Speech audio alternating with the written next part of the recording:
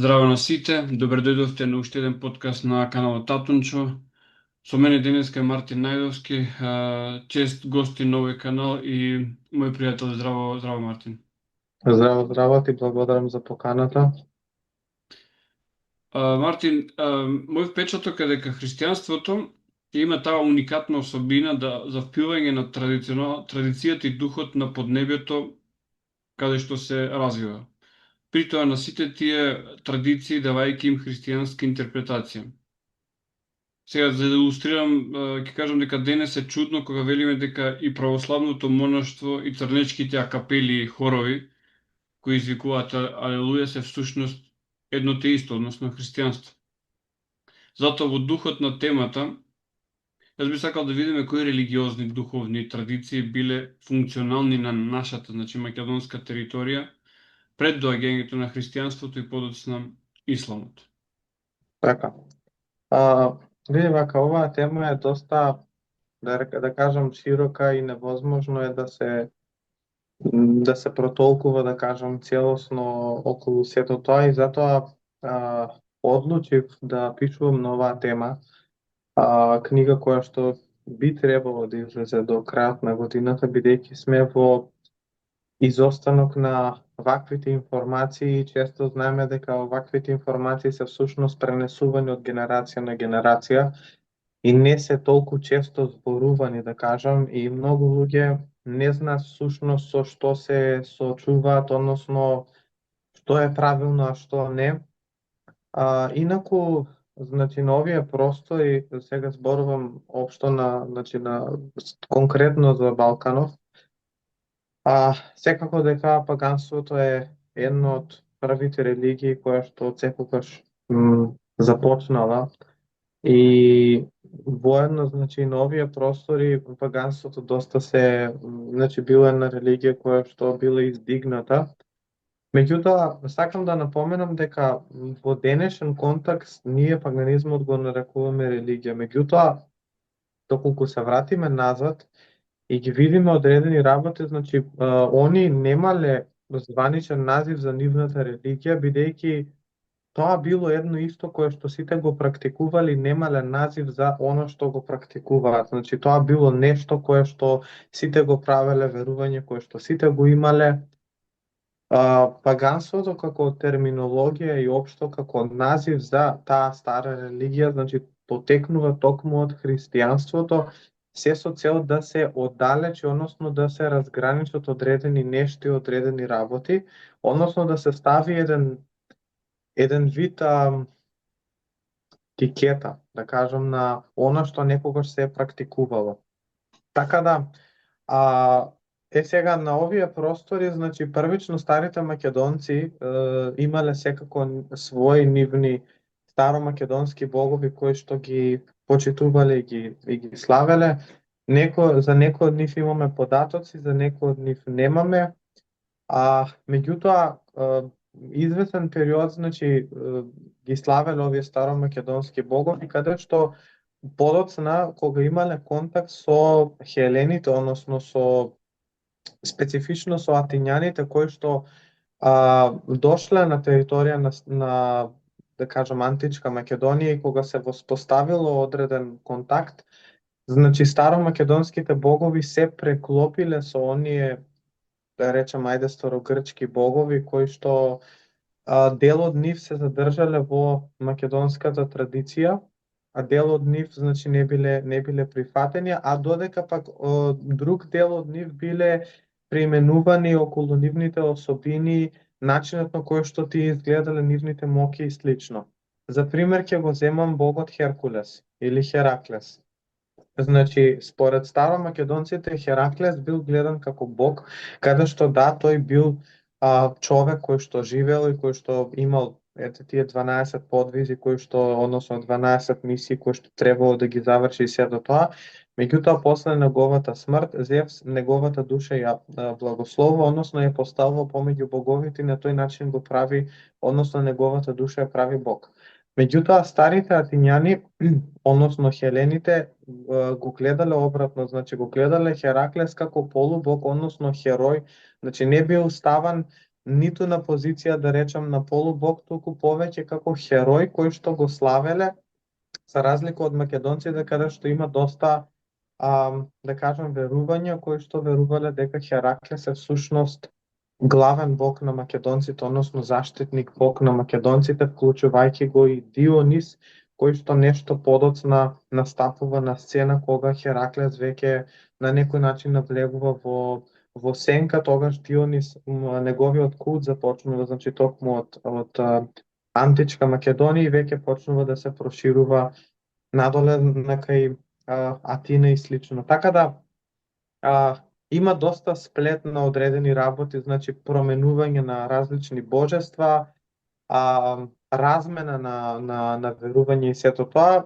Сега со доаѓањето пак на старите Словени, односно појавата на старите Словени кога почнале значи одредени практики да разменуваат, да кажам, тогашните племиња, делот од античките македонци значи останале со тие древно македонски корени, у смисло на тие старомакедонски богови, значи нивниот култ и нивните обреди, додека половина од нив, значи тоа можеме да го видиме Русија, Полска, Украина, Србија, делови од Македонија кои што го задржале, односно го промениле она кое што веќе го имале, тоест се насочиле на славење на старословенските богови, каде што до ден денес значи има некои луѓе кои што се класифицираат како родоверие, кое што е всушност токму тоа, значи еден термин кој што го означува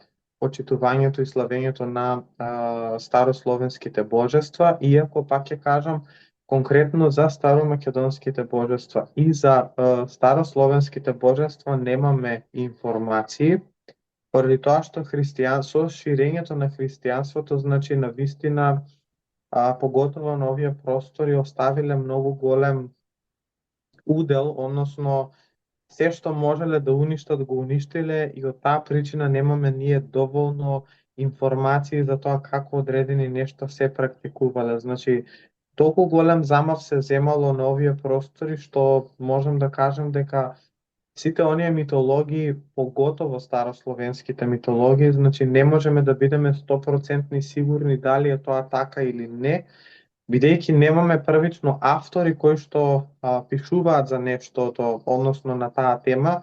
Најчесто автори кои што пишуваат за старословените и родоверието и словенските пагани се всушност има една книга Митологија на словените, мислам дека се викаше и од француски автор. Значи повеќето француски автори запишуваат значи за таа старословенска митологија. Имаме доста британски автори исто така, меѓутоа многу поретко се случува да имаме некои автори од нашево поднебје да пишува за нештото. Значи дури доколку отидеш во библиотека и побараш некоја таква книга, многу е тешко да допреш до, да кажам, до првичните и точни информации околу сето тоа, бидејќи многу добро христијанството издействувало во тотално уништување на сите тие информации, податоци и традиции, кои што можеби дел од нив се зачувани и протолкувани во некоја друга религија, особено христијанството, меѓутоа пак ќе кажам не можеме да кажеме со сигурност дали тоа е така или не. Јас имам една книга поврзана со старословенската религија, предхристијанска, и е од словенички автор, но читајќи ја забележувам дека токму и тој се базира на тие извори кои што ти ги спомна, значи француски извори. Да, затоа реков. Западни извори, така што е чудно што нема ништо изворно, значи локално што зборува за таа проблематика. Па тоа е проблемот што, например, тоа што јас знам и тоа што имам, да кажам, истражувано и проучувано е дека паганите, односно оние кои што се класифицираат како родоверие, односно во таа група на славење на старословенските богови, се ориентираат според одредени христијански празници во смисол на за денот на Света Тројца, кога се слави во христијанството, сега не знам точно дато, они го слават богот Триглав, кој што е всушност на некој начин Светото Тројство, односно Таткото, Синот и Духот кој што е во едно. За денот на Света Петка ја слават Божицата Мокош, која што е токму инспирација за формирањето на култот на Света Петка. Божицата Лада, која што исто така инспирација за Богородица и така натаму и така натаму.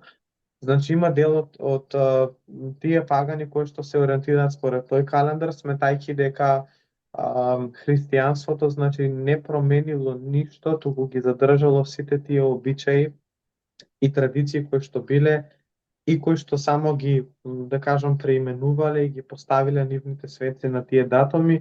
Меѓутоа, пак ќе кажам, тоа е еден вид инспирација кој што тие го прават, меѓутоа за сигурност и за точност не би можеле да знаеме и никогаш не би можеле да знаеме, бидејќи, како што кажав, сите тие информации се уништени и немаме доволно извори за да го поддржиме оно што, да кажам, го споделуваме или го веруваме. Така да може би ова што го зборуваме денес конкретно на таа тема, односно за старите Словени, може би е вистина, може би не, меѓутоа зборуваме она колку што знаеме и колку што имаме достапно. Ова е како еден вид на детективска приказна, Мартин. Апсолутно. И сега, споредувањето со различни култури, намерно така го почнав јас прашањето, е од голема помош. Кога ќе ги видиме, да речеме, католичкото христијанство во Јужна Америка, забележуваме дека е многу обоено со тие култови јужноамерикански што ги има, што е многу различно од европскиот католицизам, кој што е Апсолутно. многу посличен на, да речеме, на римскиот пантеизам, значи, на таа римска империјална религија што била митреизам и така натаму. Кога ќе одиме во Северна Америка, гледаме повеќе измешаност со црнички култови. Значи, затоа ги спомнав овие хоровите Така, што така. пеат капела и така натаму, и сега доаѓаме до нашите краишта каде што православието, кога ќе се погледна одблизу, забележуваме многу траги на нешто што дури самата црква кажува, луѓе, немојте, не правите така, не е тоа христијанство. И кога самата црква ќе рече не е тоа христијанско, на пример, ми доаѓа на памет бадникарските огнови и сега веројатно уз муабетот ќе ни текнат и други примери, значи е Задушница, друг пример. добра индикација дека всушност тука има некаква трага од постара традиција. Да, апсолутно.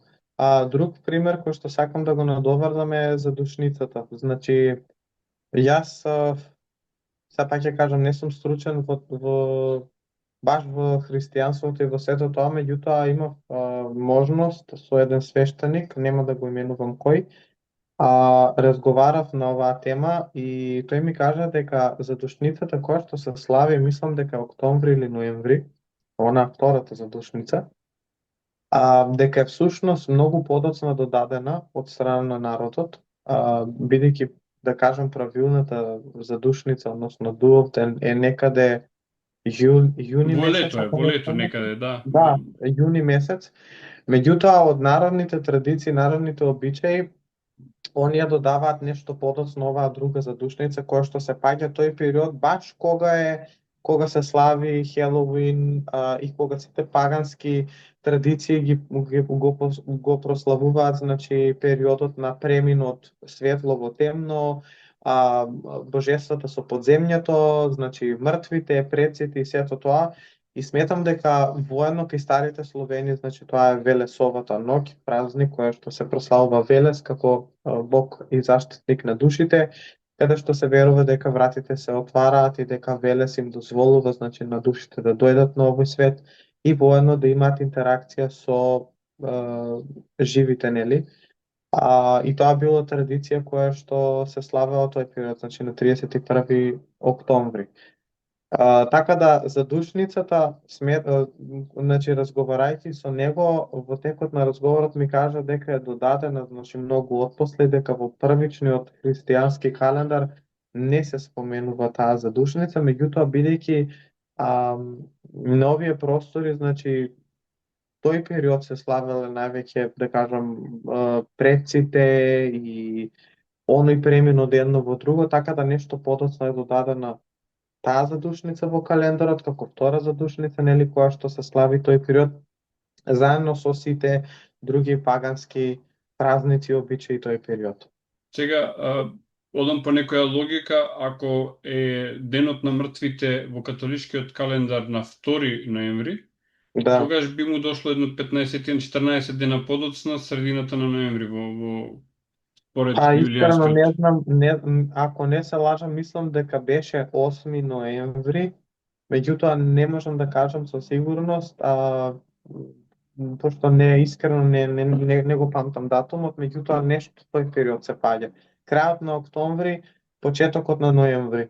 Или е 8 ноември, не знам зошто, меѓутоа ми има тоа најверојатно останато во сеќавање 8 ноември, меѓутоа можно и да е нешто подоцна, но не можам да кажам Барам со на сигурност. интернет, вели објавено на 4.11, 22, утре и Митровденска задушница, што треба да направите. Значи тука некаде во почетокот на ноември, значи се Да, поклопува со... да, 8, мислам дека е 8. Така да, тоа ми беше друго нешто кое што ми падна на памет, кое што е воено, нели, протолкупано, да кажам. Сега, кои се според тебе највпечатливите ритуали кои што подсетуваат на тој колоквијално речено пагански период, бидејќи и мене не ми се допаѓа зборот паганство, родноверие или Бог знае како се нарекувале самите себе си, кои што и ден денеска освен нели задушницата која што ја споменав, мене ми доаѓа некако празникот Сантика како поклопување со Великден кој што се слави нели новата година, односно во христијанството воскреснувањето. А, види вака има доста сега Ксантика. Искрено за Ксантика првично не е тоа што многу луѓе го бидејќи тој период најчесто го читам, значи оно што пишуваат и сите дека тоа е почетокот на новата светла година и се до тоа. Меѓутоа тоа е според наш македонски автор. Но доколку се навратиме назад и доколку ја видиме вистинската суштина на Ксантика и не е баш она кое што врзување црвени и бели конци и сето тоа. Првично Ксантика бил старомакедонски празник кој што бил посветен на конкретно на војниците. Значи тој празник бил на армијата. Односно бил посветен на богот Арес, кој што е бог на војната, и за Ксантика конкретно, значи тие најчесто жртвувале куче, кое што било посветено на богот Арес, кое што било пресечено на половина и било поставено на бојното поле, каде што војник по војник преминувале преку тоа куче, се со цел да се прочистат од негативните енергии, ослободување од нешто кое што го имале претходно и воено добивање на сила, моќ и енергија. После, да кажам, тој обред кој што го извршувале, значи потоа следело еден вид парада кој што се одржувал, значи со цел славење на богот Арес и воено прослава на победата, да кажам, и воено стекнување на силата и на моќта. Така да, претежно Ксантика е реално празник на војската и ако видиме, значи конкретно корените кои што се поврзуваат со тој празник, искрено нема никаква поврзаност со пролет или со црвени и бели конци и сето тоа. Меѓутоа не знам од каде се тие податоци од извори, меѓутоа доколку куцаме на интернет Ксантика, ќе видиме дека всушност и сега не го памтам авторот кој што македонски автор кој што пишува за тоа на Википедија дека е таков празник. Меѓутоа нема врска, тоа јас не се сложувам со тоа. Бидејќи имам доста читано, да кажам, старогрчки текстови кои што го објаснуваат тоа, бидејќи Ксантос во превод значи плав. Плав у смисол на русокос. Така да и таа приказна дека, не знам, богот на пролета, нешто, некоја таква митологија имаш, реално тоа никаде не постои во старите списи. Дали е тоа некоја негова имагинација за тој период или сето тоа искрено не знам. Меѓутоа не се сложувам со тие информации и бидејќи доста ми е истражувано сето тоа, бидејќи имам доста пријатели од Грција кои што се уште значи го практикуваат таа религија на старомакедонците и воедно споредба, значи доста имам правено на таа тема, поготово за овој празник Сантика, така да Русокос, Ксантика како Русокос се однесува на богот Арес. Меѓутоа, други, да кажам, до ден денес нешто кое што може би не подсетува ете на паганизмот, ајде да кажам. Инаку да појаснам дека зборот пага значи граѓанин. Значи нема ништо демонско во сето тоа. А, граѓанин или селанец. А, бидејќи тогашните луѓе биле всушност живееле како во еден вид село и биле наречени, да кажам, под тој термин од страна на христијаните. Меѓутоа во самиот корен на зборот нема ништо лошо. Иако јас не сакам да кажам да го користам тој термин, меѓутоа мораме се со цел да едноставно знаат луѓето оно што го практикуваме, односно да знаат тоа што се практикува, да кажам, да му ставиме една терминологија. Инаку нешто кое што е задржано до ден денес, значи и кој што потсеќа на тогашната вера, тоа е дефинитивно баењето. Иако има доста значи други обичаи и традиции кои што се практикуваат, кои што имаат искрено се што постои денес во секоја религија има пагански корени. Сега, дали е тоа превземена и оставена како таква, дали е тоа превземена и применувана, дали е тоа превземена и дополнета, кога ќе видиме всушност, бидејќи сите религии се базираат на тоа. Значи не Јас само сакам да те христијанството. прашам во овој контекст, значи кога вештите жени и мажи, значи тие луѓе кои што се занимаваа со билкарство, со лечење и не само лечење во онаа физичка смисла на зборот, туку кои што беа првите можеби Така, психолози и психијатри кои што со баење, кои што го спомнати, лекуваа различни состојби на духот, како што се параноја, уплав, различни проблеми што кај деца, што кај возрастни. Кога овие луѓе, значи, од владетели на тајните на природата се претворија или ги претворија во господари на демонското, на нечистото, на опасното. така. Првен доколку се навратиме во Стар Египет, значи фараонот, за да биде фараон и за да биде владетел, првен треба да биде високосвештеник. За да биде високосвештеник, тој треба добро да ја познава својата религија, своите верувања и воедно да има големо познавање во билниот свет и во светот на магијата. Само така може да стане фараон, односно да стане владетел, каде што свештениците, значи, дополнително, доколку фараонот, значи, има некои нејасноти и општо доколку има некои, да кажам, нејасноти, меѓутоа и проблеми во како да направи нешто, значи тогаш настапуваат неговите свештеници кои што секогаш биле околу него. Баењето конкретно е, значи првично, што значи баењето? Баењето е лекување со моќта на зборот, со моќта на шепотот и воедно со моќта на гласот. Значи, баењето е еден вид енергија која што се испраќа кон некого или кон нешто, се со цел да се поттикне лекување на тој човек.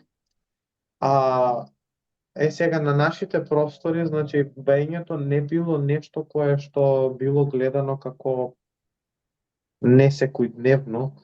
Значи, баш напротив, баењето било нешто кое што, да кажам, тогашно било многу секојдневна појава која што баш како денес нас одењето на лекар ни баш буквално секојдневна појава, така и тогаш, значи, тие видови на лекување биле секојдневно и не било ништо чудно во сето тоа. Меѓутоа, специфично, значи, ќе кажам за баењето на нашиве простори, значи со надојдувањето на христијанството, кога почнале, значи, да вршат одредени промени, и кога почнале да ја наметнуваат нивната религија, дел од, односно поголемиот дел од тогашното население не сакало да го прифати тоа.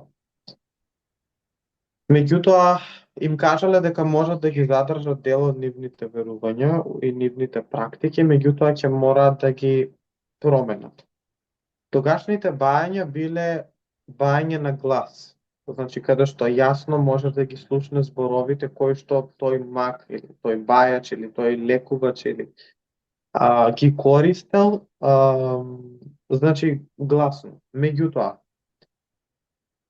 со најдодувањето на христијанството, бидејќи баењето користи зборови, некогаш тоа може да биде еден вид приказна, кој што бајачот ја знае на памет, некогаш може да бидат неколку зборови, некогаш може да бидат, да кажем, компарација, како што се прави во смисол на како што сонцето зајдува, нека така зајде плачот, или нека така зајде несоницата, или било што, или болеста, како што месечината мине, нека така помине болеста. Значи, некогаш во баењето, значи, се користеле тие компарации, каде што христијаните, значи, не им се свиѓал тој начин на баење, да кажам, и на употреба на такви зборови. Бидејќи многу во баењата и во баелиците кои што тогаш ги имале, значи биле со употреба на одредени имиња на различни божества, различни духови, кои што за христијанството било големо не. Па така, кога им ја наметнале нивната религија, значи им ги наметнале верувањата, каде што тие имиња во баелиците кои што се спомнувале одредени божества, одредени духови, значи биле променети со имиње на светци, користење на крст, да кажам, како реквизит и слично. Веќе, бидејќи и тогаш имало некои кои што не сакале да го прифатат тоа, значи, тогашните бајачи си ги задржале своите бања и не ги промениле, каде што единствено што промениле биле користење на шепот наместо бање на глас. И до ден денес баењето го има задржано, да кажам, ја има задржано таа особина каде што се бае со шепот. Значи не можеме да ги разбереме тие зборови, не можеме да слушнеме што бае особата и слично. И тоа е нешто кое што и затоа има доста верувања каде што јас сметам дека тоа е всушност од тогаш дека кога некој бајач ќе рече не можам да бајам на глас или не се бае на глас, тоа се бае или во себе или со шепот. Бидејќи многу од тогашните бајачи кои што не сакале да поземат од тие верувања, не сакале да ги променат некои работи, се со цел да се снајдат, значи почнале да лажат дека да, нивните бајалици се променети или нивните имиња се променети и сето тоа, меѓутоа останале како такви. За разлика од другиот дел на луѓе кои што го прифатиле сето тоа, значи нивните реквизити у смисло на користење на одредени животински делови, билки и сето тоа, значи сите тие реквизити кои што се користеле или статуи од богови слично, значи биле заменети со крстот и со употреба на икони. Така да и до ден денес можеме да видиме од тие три типа на бајачи, јас кои што викам, бајачи кои што користат крстови икони како реквизити за бајање, потоа бајачи кои што користат крстови икони и другиве работи, у смисло на билки, животински делови, како не знам, нога од зајак или запод волк или крзно од мечка и слично. Меѓутоа го имаме и онив третиот тип на бајачи каде што не користат реквизити како икона, крст и слично, туку ги имаат задржано оние паганските обичаи каде што користат босилек, одредени билки, кристали, камења, бајање под месечина, бајање на во одреден ден од денот, бајање на раскрсница и така натаму и така натаму. Така да дел од нив, значи, задржале одредени работи, дел од нив не сакале, односно бидејќи биле принудени да го направат тоа и самиот страв си го направил своето. Тогашното христијанство, значи, проблемот било тоа што кога се оформувала црквата и кога виделе дека всушност никој нема да оди во тогашниот нивен свет објект, туку сите луѓето ќе сепак ќе останат да ги посетуваат луѓето кои што се бавеле со тоа, бидејќи имале искуство и бидејќи знаеле како се и што се. Значи тогаш тука црквата поставува еден вид граница, односно почнува да шири дезинформации дека нештото е демонско, дека нештото е негативна енергија, дека нештото ја влошува состојбата и дека сите треба да одат нели во црква и сето тоа. Меѓутоа и повеќе од финансиски аспект, бидејќи тогашните луѓе значи немало тогаш пари. Значи не се плаќало со пари, туку се плаќало со брашно, јајца, кокошки, без разлика што и да имале тогашните луѓе. Така да наместо тие работи да ги однесат кај тој човек кој што да кажам се бави со сето тоа, значи тие работи да се однесат во црква за да можат да просперираат од аспект на материјалното. И тоа не било за џабе, да кажам, значи тоа било добро смислено и добро оформено од страна на црквата, каде што почнале да го демонизираат, да кажам, и да плукаат по истото. Но, доколку видиме и во Библијата, и доколку видиме дека нивниот проповедник го правил истото, значи лекувал луѓе, дали со биоенергија, дали со бајање, не можеме да знаеме, и дека еден вид претворал едно во друго и дека имал одредени магиски способности кои што можеме да ги видиме кај одредени магови кои што можат да прават одредени нешта, така да многу глупаво е да кажеме дека нештото е демонско кога самиот проповедник на таа религија го правел истото. Дори што е најинтересно, тројцата луѓе што одат да го посетат при Се раѓањето во магови. Бит, се тројца магови од истокот. Апсолутно. Така да И има даваат доста. дарови кои што се поврзани со овие ритуали кои што ги спомна ти, значи Да. Темјан, Така, Миро и така, така така. натаму. Затоа и реков, значи многу е глупаво да плукаме по луѓето кои што види, има шарлатани. Не можам да речам не. Апсолутно. И кога ќе видам некои такви луѓе, реално можам да ги сватам луѓето зошто почнуваат да плукаат по нештото, бидејќи многу го злоупотребуваат тој дар кој што на некој вистински му е даден и може да го користи. Има и многу такви. И нажалост, ради таквите, оние кои што работат правилно и вистински, кои што вистински имаат дар, не можат да просперираат поради неверството кај луѓето кои што се појавило како резултат на тие шарлатани. Сега пред некој ден имаше, да кажам, скандал каде што некој бајач овде во Македонија побарал на некои луѓе 400.000 евра за лекување на црна магија, па имаше доста спекулација околу сето тоа, дека ги измамил, дека биде подлежен на измами, сето тоа. Реално немав коментар, значи прво тоа е огромна сума на пари за нешто без разлика дали е црна магија или не знам ти таму што им ветува им викал. И од друг аспект, значи сето тоа оди јавно низ медиумите, сето тоа се шири. И знаеш како, едноставно луѓето почнуваат да не веруваат во нештото, не дека они не сакаат, туку ради тоа што гледаат што се случува.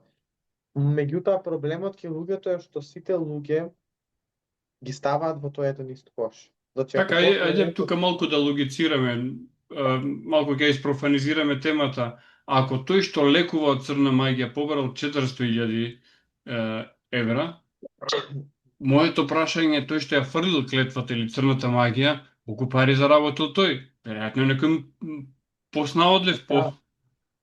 Па тоа е проблемот, ради тоа што после кога народов наш проблемот ке народов наш е што не размислува со своја собствена глава, туку ние гледаме што вика другиот, тоа правиме и ние. Значи немаме своја јас, тоа е проблемот кај нас.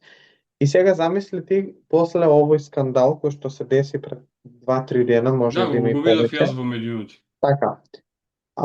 Замисли си ти после тоа, после ова, кога некој ќе каже дека бае, со каков поглед ќе биде гледан сето тоа. Значи, првично се јавува една одбивност кај народот према таа терминологија, второ е стравот да не биде побарана повторно таква нека голема сума. Трето, ако некој има вистински проблем, бидејќи јас секогаш велам дека кога боговите го создавале универзумот и земјата и сето тоа, оставиле три сили на земјата: свештеникот, докторот и магот. Значи, првично секој човек кога има некаков проблем, некаква духовна раздразнетост, кога има некаков проблем, значи првично треба да си посвети свештеникот својата религија, у смисол на отчитување на некоја молитва или консултација или еден духовен совет кој што треба да му биде даден и сето тоа. Доколку после известен период проблемот стои, тогаш тој е должен да отиде кај докторот. У смисол на дали има некоја болест, дали човекот има некаков проблем, дали да се испита детално. Доколку и докторот не може да помогне тука, онда последната сила е магот, кој што со своите способности, значи знаеме дека магијата е всушност моќ која што може да ја промени судбината и да ги промени одредени работи, значи магот има со цел да воспостави контакт со оностраното, да види во што е проблемот со тој човек и воедно да најде лек за тој човек. Сега, маг кога зборувам, значи не се зборува само за врачар, туку општо, дали е тоа билкар, дали е тоа лекувач, дали е тоа бајач или било што, меѓутоа сакам да кажам дека луѓето прават грешка што првите проблеми кога ќе им се појават, пример, без разлика дали е тоа некој духовен проблем или било што, проблемот е што ги мешаат овие етапи, да кажам. Значи, одат на лекар, повеќето од лекари реално не поддржуваат ствари со религија, енергија и слично, и ќе го става човекот на антидепресиви, може би човекот не е за антидепресиви, и онда веќе што имаме загрозување на тој човек. Или пак, веднаш ќе отиде на некој маг или било што, сметајќи дека може би ќе го реши проблемот, меѓутоа некогаш може би да биде тоа и недоволна конекција со таа виша сила во која што веруваме и одредени препреки кои што таа виша сила ни ги става се со цел да научиме некоја лекција. Значи, мојата прабаба секогаш тоа го кажуваше, јас тоа од неа го знам, за тие трите светски сили, за кои што и воедно и пишувам во мојата книга. Така да сметам дека секој првично треба да си ја почитува својата религија и да си бара спас во неа, кога ќе се појават првичните проблеми. Нели, фала Богу, сега ако не е нешто сериозно кое што мора да се посети прво лекар. Меѓутоа, најчесто човекот се разболува духовно и емоционално. Духовното и емоционалното не може никој да го реши. Може да го реши самата промена на нештото, бидејќи молитвата и одредните обичаи кои што се практикуваат во таа религија, дали е тоа постење или без разлика што и да е, значи ќе помогнат на некој начин да вербата ке човекот се врати, односно делуваат многу психолошки, како еден вид плацебо ефект, се со цел да се намали тој стрес ки таа особа и воено да се врати на вистинскиот пат. Меѓутоа, ако гледа дека нештото преминува и станува похронично, онда е должен да посети лекар, да не во случај нели има некоја појава со некои нервни заболувања и слично, и тек веќе нели после да видат понатаму. Така да затоа и реков се надоврзав на тој мобет. Значи, бењето да може да помогне и сето тоа, меѓутоа има проблем што многу луѓе пак и го мешаат бењето со белата магија. Да, бењето е бела магија и тоа е факт. Меѓутоа од една страна е исто, меѓутоа од друга страна е различно. Јас имам многу сретното бање за среќа. Какво е тоа бање за среќа? Бање за плодност. Какво е тоа бање за плодност? Тоа не е бање за плодност. Тоа е магија бела за плодност. Магија бела за среќа. Бањето не може да биде за промена на одредени нешта во нашиот живот. Бањето е конкретно насочено кон лекување на болести. Уплат, уроци, нафрлано, нагазено, без разлика што и да е. Значи тоа е баење, лекување на одредена болест, на одредена состојба која што се појавила кај човекот. Но, пак ќе кажам, бидејќи луѓето, кога ќе се каже терминот магија, веднаш помислуваат на нешто црно, на нешто демонско, и сметаат дека баењето е нешто убаво, а магијата е контра на баењето, нема врска. Проблемот е тука. Значи, белата магија се заснова на промена на одредени нешта во нашиот живот, односно нашата судбина. Значи, не постои бање за среќа, не постои бање за плодност. Постои бела магија за плодност, постои бела магија за среќа, постои бела магија за успех и така натаму и така натаму. Значи, бањето е сосем друго бранша која што може да се користат одредени реквизити, меѓутоа и не мора. Значи, има некои бајачи кои што не користат ништо. Значи, чисто само моќта на зборот, моќта на нивната волја да го променат нештото. Бидејќи баењето се кога се бае, не всушност бајачот преку тие одредени ритмички зборови кои што ги има или неповрзани зборови кои што ги зборува, се зависи до бајалицата, навлегува во еден вид транс каде што се поврзува енергетски со таа особа и делува на прочистување на енергетското поле на таа особа. Тоа е еден вид шаманизам, македонски шаманизам, или балкански шаманизам, како сакаш кажи го, кој што се заснова на лекување само на болести. Се друго, со такви терминологии, баење за пари, баење за успех, баење за љубов или било што, нешто тако не постои. И на крајот на криштата, моје мислење е дека кога не постои проблем, а се бара решение, како што рече ти, бајање за успех, за пари, за не знам што, се прават само штети, а не се постигнува никаков ефект. Апсолутно. Како да одиме на лекара да не ни е ништо, да речеме, де доктор излечете не од Апсолутно. од ништото што ми е.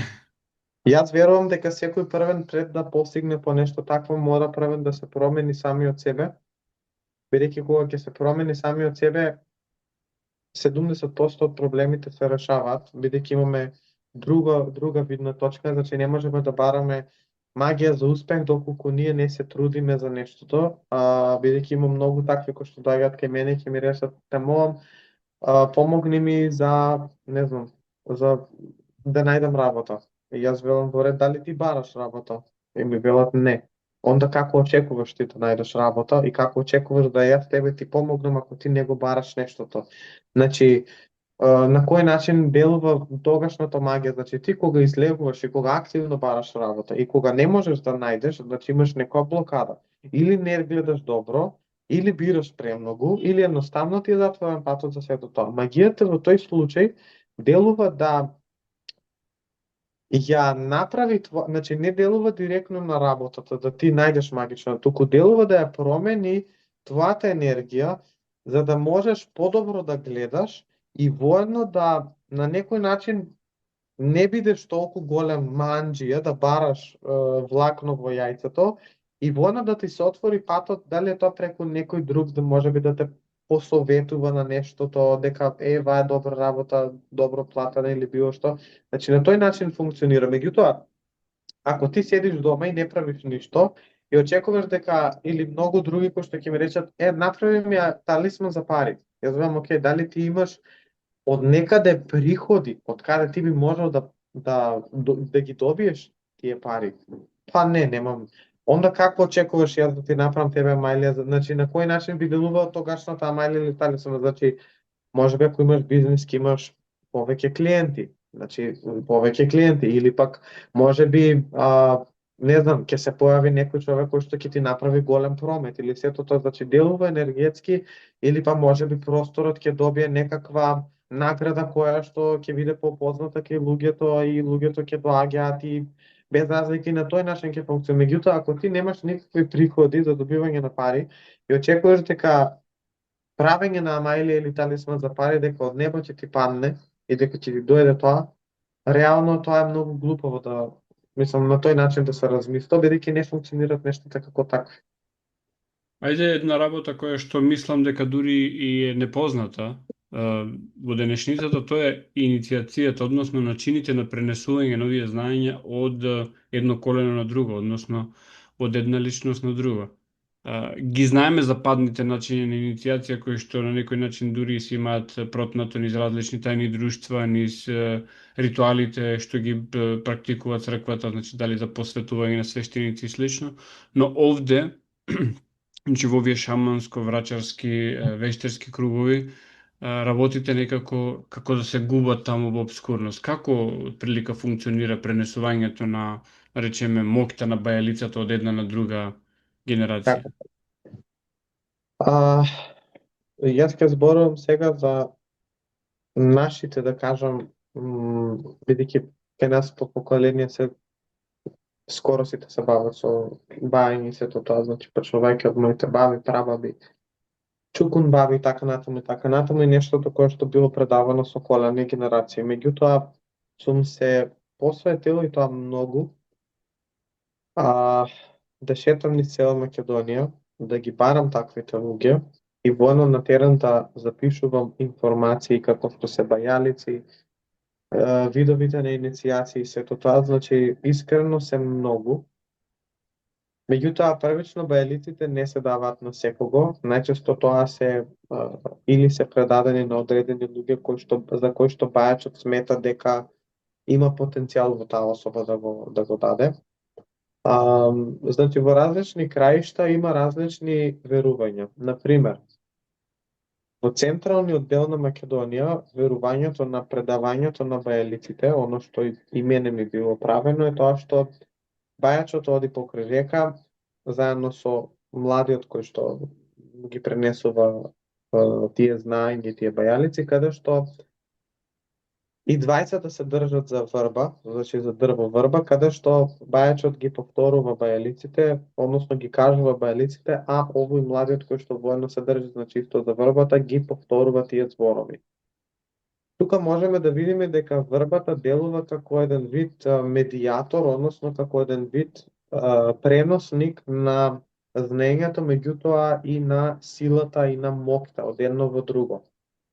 Тоа е еден вид. Втор вид е доколку го имам слушното, меѓутоа не знам дали се уште се прави.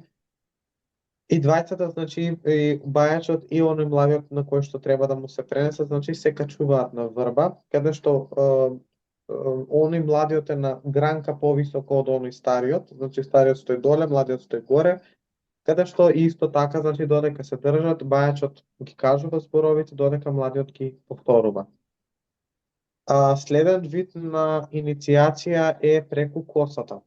Оно што мислам што и мене ми го имаат направено, поради тоа што моите бајалици, верување и сето тоа, можам да кажам дека не се само фамилиарно оставени, туку и се собирани од најјаките врачари, бајачи, како сакаш наречи ги низ цела Македонија кој што сум бил, каде што ме иницирале на нивните бајалици, односно ми ги пределе нивните бајалици, така да имам склоп на искрено по тоа што имам броено некаде околу 1200-300 бајалици за различни работи. Смешното е што сите ги памтам, иако некои се поголеми, некои не се, некогаш ми се мешаат.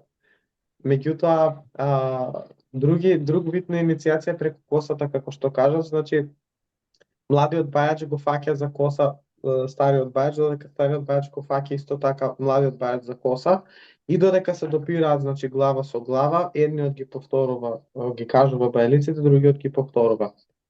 Со косата овој метод на кој начин делува, значи од секогаш првично паганско е да жената биде со пуштена коса. Символот на една жена која што се бави со маѓија секогаш со бела коса, со пуштена коса, долга коса. Од секогаш верувањето дека моќта во косата било присутно, каде што со доаѓањето на христијанството, значи и воено појавата на исламот, на жените им е забрането да имаат пуштена коса кога одат на богослужба, значи мора да ја соберат нивната коса, кое што е нешто спротивно на она што, да кажам, го правеле тогашно. Ево, Така според зборовите на апостол Павле, ќе го најдам, значи ќе го ставам и во стихот од Новиот Завет, каде што вели дека жените треба да ги имаат покриени косите заради ангелите.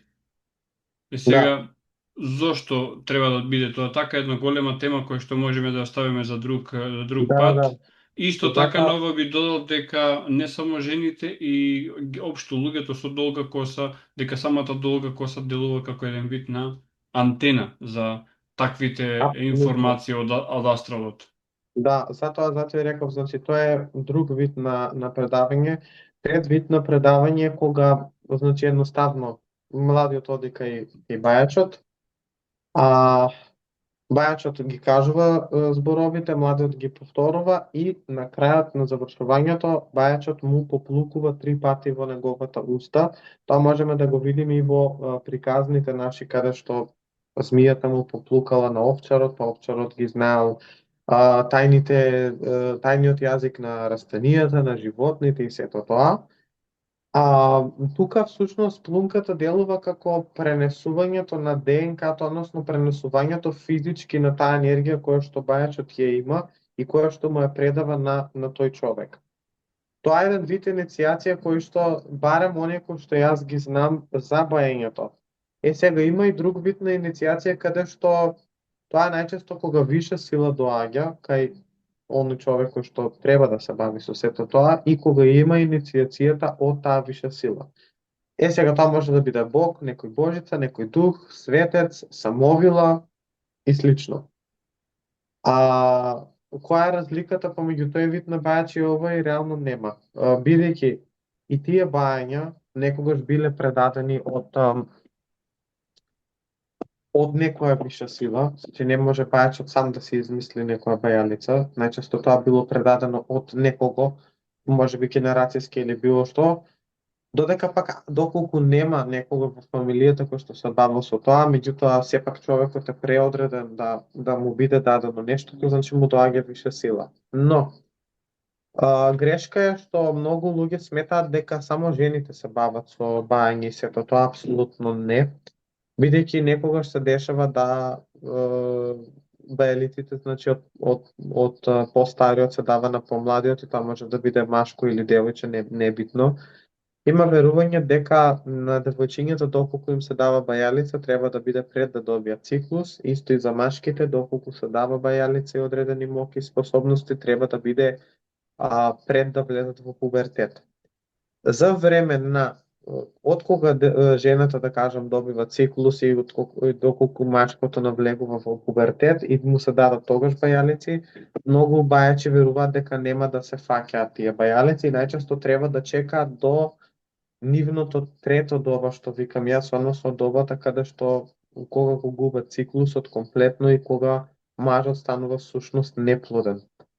А, има и такво верување.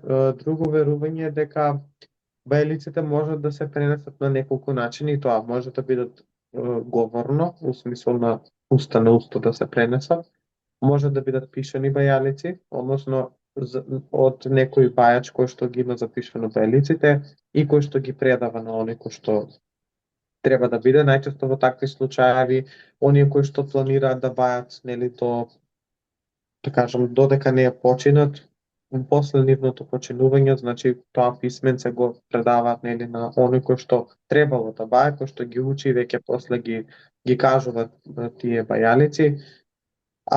Следно е украдени бајалици, кои што најчесто оној кој што сака да се занимава, има доста верување дека и доста велење дека знаеот се краде, каде што оној младиот го посетува тој бајач и често оди каде што доколку тој баја на глас, значи едноставно младиот ги запамтува тие зборови, начин на кој што се врши и тек после нели го прави тоа бајање.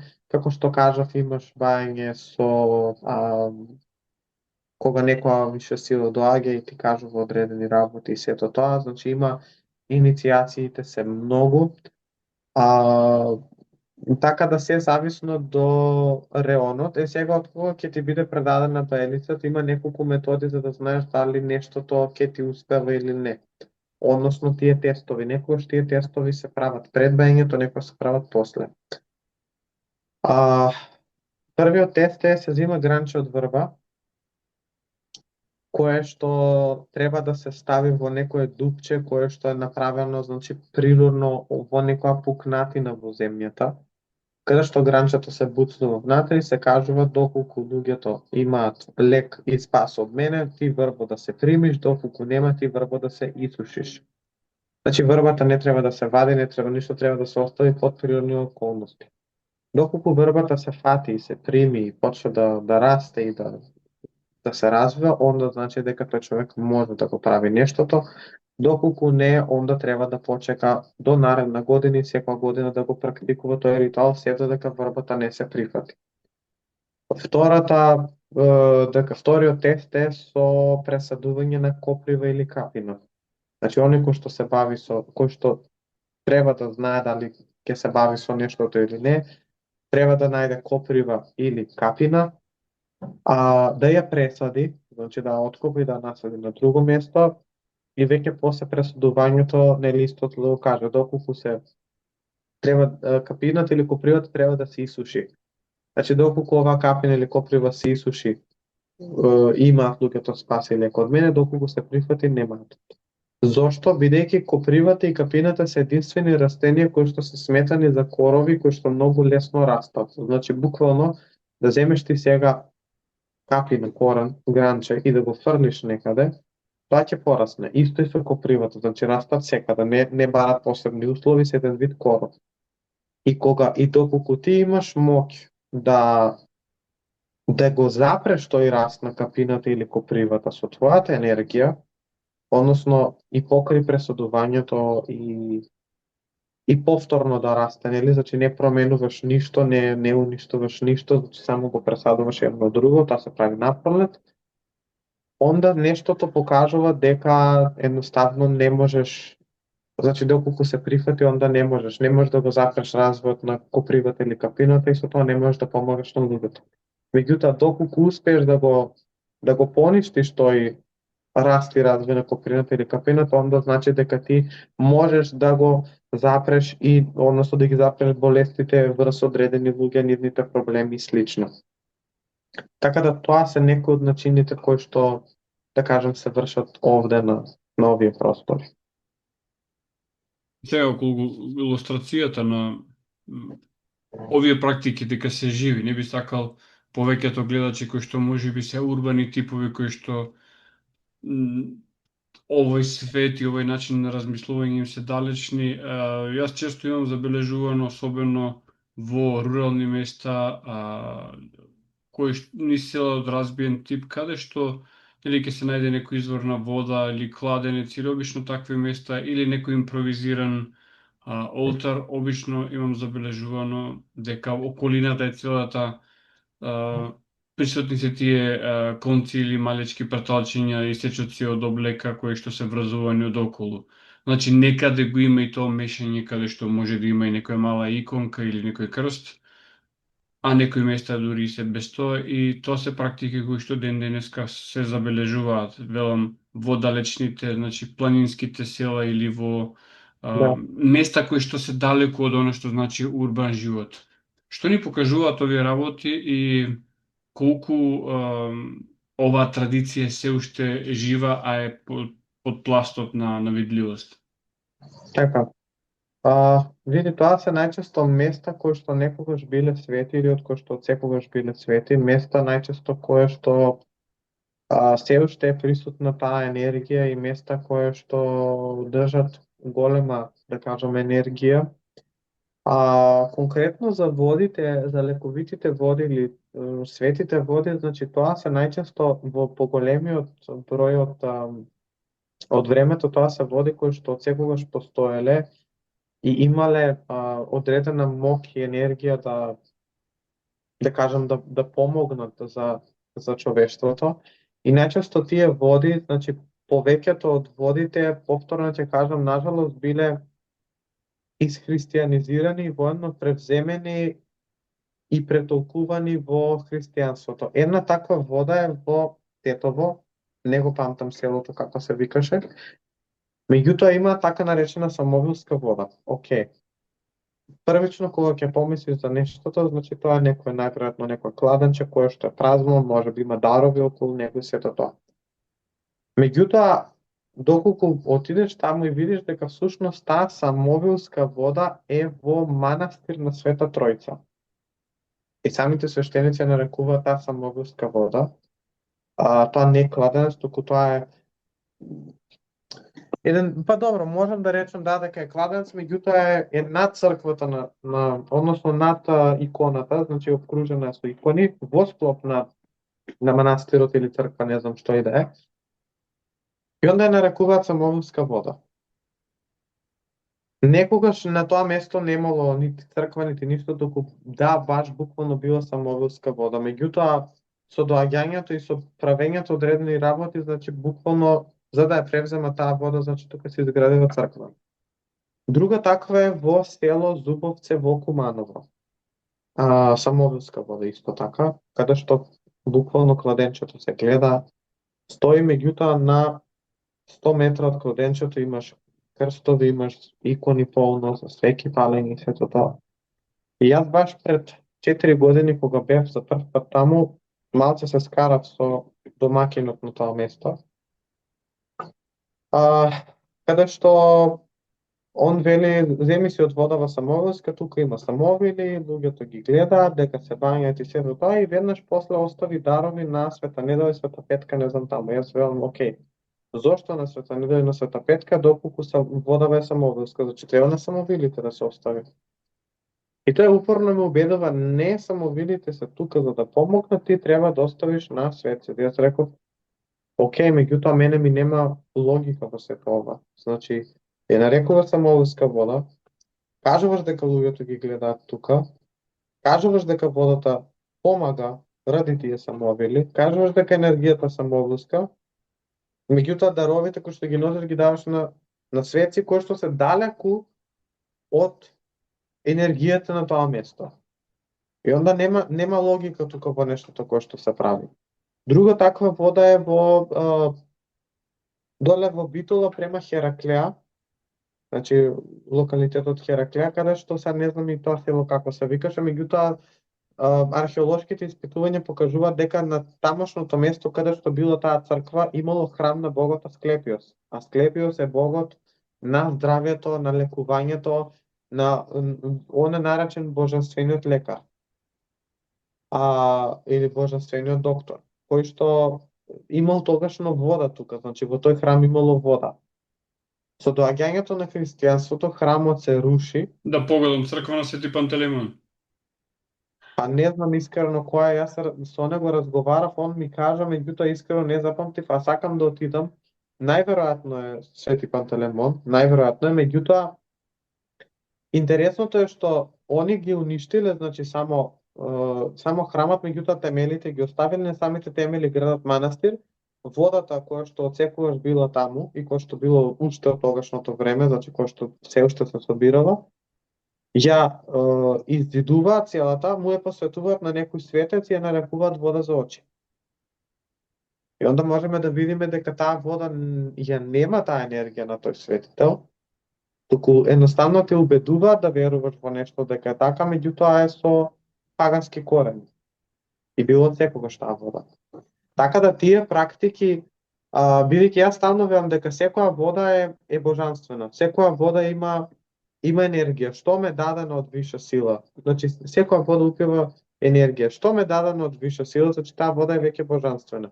Меѓутоа, има многу луѓе кои што нештото го злоупотребува, не викам дека нема буквално свети води кои што луѓето ги наоѓаат и сето тоа апсолутно. Меѓутоа сакам да кажам дека проблемот е што веднаш некој нека најде некоја вода, веднаш поставува некој светец или било што, или пак ќе кажам, нештата кога се правеле од порано, значи мора тие работи да се разграничат. Јас стално го кажам тој пример, не може самовилска вода во црква Света Тројца. Не може да постои тоа нешто такво. Тоа се два различни света, две различни енергии, кои што не одат заедно. Значи, самовилите се духови на природата, не можат да бидат присутни во таа црква. Масло и вода мешани. Или е самовилска вода, или е света вода. Не може да биде самовилска вода во црква. Нешто такво не постои.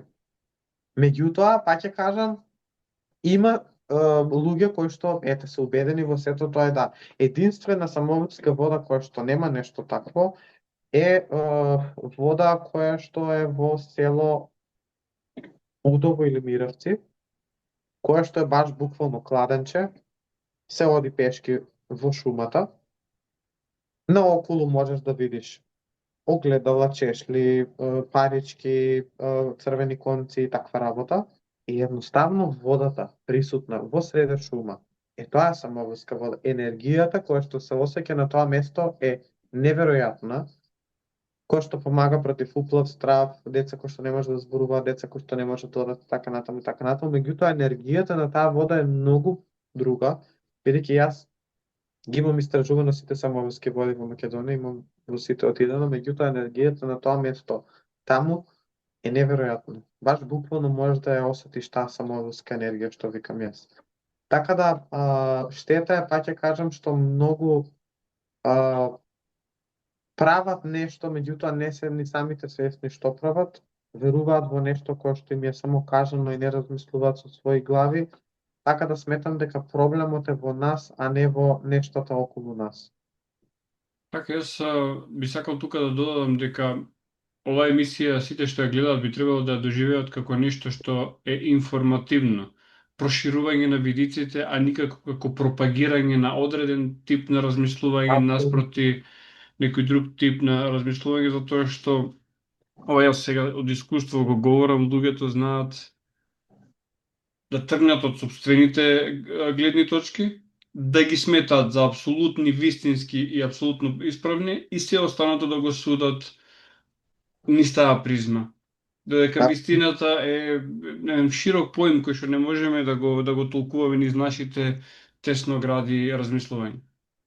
Така е, се согласувам потполно, значи повеќе од информативен дел, значи да едноставно се доловат одредени работи од друга гледна точка и да се споделат одредени информации кои што, ќе кажам, нажалост, почнуваат да се губат, бидејќи многу од младите не само што не сакаат, туку едноставно не веруваат.